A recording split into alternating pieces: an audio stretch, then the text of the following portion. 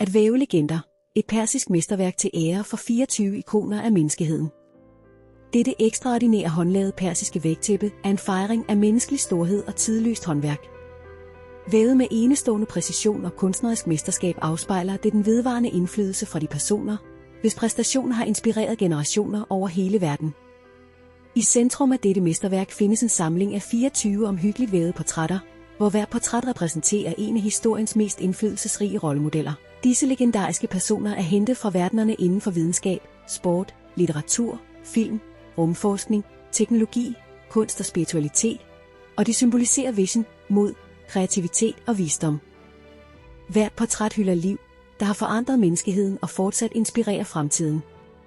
Hvert ansigt er skabt med enestående detaljerigdom og indfanger følelser, karakter og nærvær med imponerende realisme.